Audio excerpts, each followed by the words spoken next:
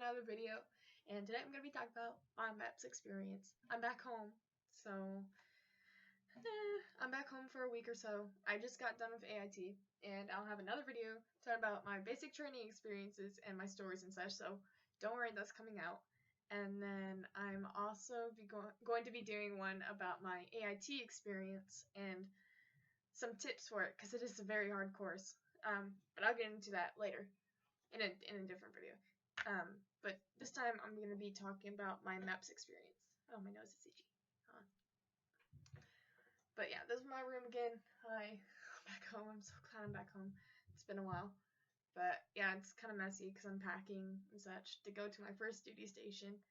But anywho, on to my Meps experience. So I'm going to try and keep it concise and to the point as much as I can, because long videos are annoying and I would just want this. Already veering off. Okay, so I had already taken the ASVAB before I did my swearing, before I did my trip to Meps for my swearing. And I'm looking at notes here, so just to be sure I don't forget anything. But I had already taken my ASVAB, I had already gotten my score, I already had the job in mind. My recruiters took care of all of that. So I already had my job picked out, I already had all of that. Yeah. So my recruiter dropped me off at the hotel at around 6 p.m., right around there, and then I was able to hang out there until tomorrow morning. And you're allowed to go out of the hotel as long as you're back and checked in by 10 p.m. So when he drops you off, you're gonna go in there alone. Mine at least just dropped me. I said, okay, have fun, bye.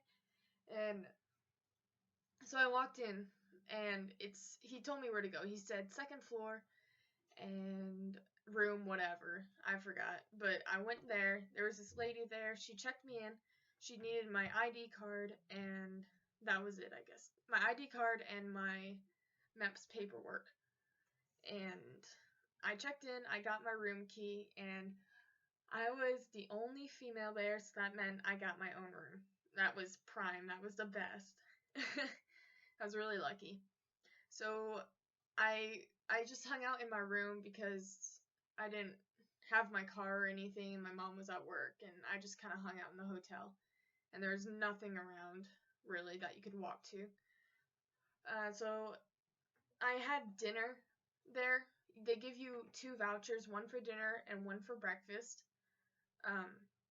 So I ate dinner at the hotel. They give you this menu. You can order, whatever, a drink and dinner. So that's what I did, and then I went back up. I got ready for the night. I laid out my outfit just to be sure that I wouldn't forget anything. I made sure everything was packed up. Then the next morning I woke up at around 3:45 a.m. and I took a shower. I got ready. I put natural makeup on, very natural, nothing excessive, because you're going to be taking a photo there, or when you're signing your contract. So I got ready, and then I went downstairs and I ate, and it was just a breakfast buffet because it was so early in the morning. And then, since I was the only female there, I just ate by myself because I'm not very social. And yeah, and then when you get down there, there's gonna be a guy there, and he's gonna get your voucher, and he's traveling with you from there to Meps. And then he makes sure you have all your bags, that you turn in your room key. He takes your room key, he takes all that. And you leave your bags, you eat, and then he gives you a time, and so we all go back and we meet up. And we get on the shuttle. The shuttle takes you from the hotel to the Meps. And then it was only about a 10-minute ride for me. And then, let's see, sorry. There were about 20 of us in all 19 other guys, and then I'm the only female. I mean, it was nice. It was, I liked it. I keep to myself, so I didn't mind. Alright, so once you get to the Mep station, you go through security. If you've already been through, you know how it is. No cell phones. Put your bags away. Put in the little cubby holes or whatever they have. You put your bags, and then And then yeah. So you want to keep two things, right? Two things. You want to keep your credit card and or your debit card or your form of payment, whatever is whatever account you want paid to, like your pay to go to, you need to have that debit card or credit card or whatever you use. You want to have that and your ID. Just those two. And then if you need to go get something, just you have to ask if you can go get it. And then after that, we went to the Army liaison office. I think that's how you say it. But we went to his office. We got our lunch vouchers. So basically, you fill out this thing. It's like if you want white or wheat bread, because you get this little sandwich, a bag of chips, a cookie, and a drink. So you just fill that out what you want. I did turkey on wheat with, I don't know, Doritos and a cookie and a lemonade. That was mine. So then they send that off and they get that all ready for you. So when it comes time, you have lunch. Then you get your, what do you get? Sorry. Your name tag. You get your name tag. You want to keep it visible at all times. Mine kept like falling off and it was really annoying because I had a jacket on. It gets cold, so bring a jacket. That's what my recruiter told me, and I'm really glad he did because it got cold. And then after that, you're gonna go to your medical, and there it was really easy for me being the only female. I didn't have to wait for a while, unlike the guys, which there were so many of them. They had to wait for each other to get their. Excuse me. That was the first one done. So what you do is you have a urine test. You do have to pee in front of them, okay? Get used to it because you're going to have surprise urine analysis all the time. And they've seen so many bottomless females. They don't care. Females, males, whatever. They don't care anymore. It's whatever. So don't worry too much about it. And then they take your blood to test for diseases or whatever, what have you. They take your blood pressure. They interview you just to make sure that what you said you don't have and what you might have, you can explain them and you can say what they were and make sure that everything lines up so you're not lying. So they interview you. They go, have you had any surgeries? They just go down the list that your recruiter like has you fill out, and they have you explain all that. Don't worry about it. If you're being honest, you're completely fine. If you do have to lie about something, you're fine. They don't really care, honestly. I mean, they do, but don't worry about it too much because they'll just ask you and you say yes, no, and they'll move on with it. But before all that, once you get to medical, you're gonna go into a little briefing saying about how lying is like a really bad thing and not to do it. So you're gonna get that. And then you go to medical. Anywho, but yeah, you have your interview, making sure you don't have any ADHD or anything like that. And then you're gonna take your physical. So basically, you strip down to your bra and underwear, or underwear for just guys. Make sure you're not wearing a thong. Come on.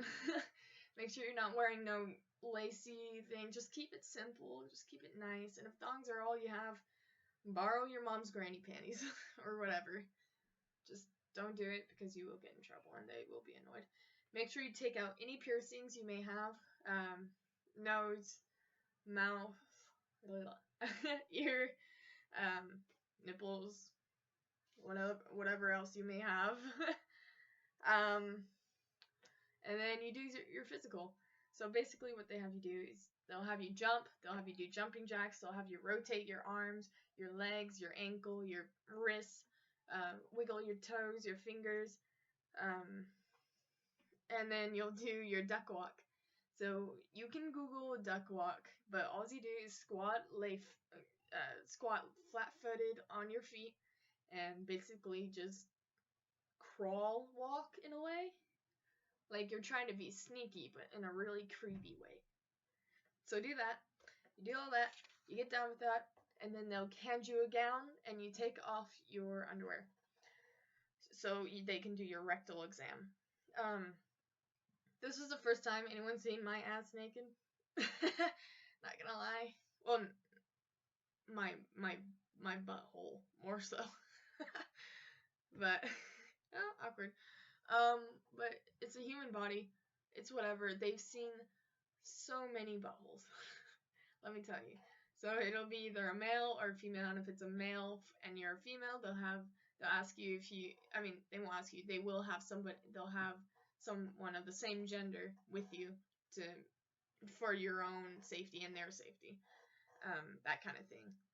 And then they'll have you lift up your butt cheek real quick, and they'll look at it for a second, making sure you don't have any hemorrhoids or anything, or weird kinky shit going on with your butthole. And then they'll make sure you're good. So leave your anal beads at home. Yeah, don't take that. So once you're done with your physical and all your stations that you have to go through, I've probably forgotten one or two. It's been a few months since I went to Meps, so I tried to dig in my brain and try to remember as much as I could. But you go and you eat lunch, okay, and then you go to the kitchen, and then there's just brown paper bags with your name on it, your little slip that you filled out. You grab yours, you eat lunch, and then all the cool Marine kids are talking about how they got through, and they're like, oh, I'm gonna be a Marine. At least that's how it was for me. There was like 5 guys that are like, I'm gonna be a cool Marine, and blah blah blah. And then there's always that kid that goes, yeah, I didn't pass because I said I had ADHD. I don't know why I said it, but I don't know, just something stupid like that. We had a guy like, so now and then he had to get a waiver and such. But then once you do that, you get done. You go back to the front desk. Say, hey, I'm done with my physical. Then they'll get you finalizing your contract and making sure everything is good. Make sure you read everything about your time in service, your job. Make sure it's the job that you want. They'll go over financial and such. That's why you need your card. And then, yeah, you'll sign for all that. You'll just sign a bunch, put your fingerprint down, digitally sign for that. And then once you're done with all that, you'll wait for all the others, like I had to. Get used to it. It's going to be a long day. It's going to be a long day. But there will be many long days in reception for you. Don't you worry. And then you fill out your survey while you're waiting. It's just like, how was your Meps experience? Were they all professional? That sort of thing. And once you're done with that, then you go and swear in. You raise your right hand. You say your name, and you just repeat after him. And then afterwards, your family can take pictures or whatever during it. You meet your family, hug them, say, "Oh, Mom, I did it. I'm a soldier now." No, you're not. Get your basic training. Don't get tipped out, and that kind of thing. And then your recruiter either picks you up if you have a family that didn't care or just can't make it, and then they pick you up, take you home, and then you're sworn into the army. Yeah, and that's right about it. That's how my experience was. That's basically how it is, I guess. So I hope at least some points made you more knowledgeable, that kind of thing. And yeah. So if you have any questions, just let me know. I do also have an ask.fm/kbirdie, and I will put that link in the description, and then you can ask me any questions if you have specific questions there. I get the notifications right away, so yeah. Any of my previous videos, if I did not answer your questions, just please message me. I really don't want anyone going in blindly, at least not as blind as I did. I mean, I did my research, but I still would have liked to know more. But yeah, just let me know, and I'll see you guys next video when I have something to talk about with basic training and AIT. And if you have any other ideas, just let me know. Bye.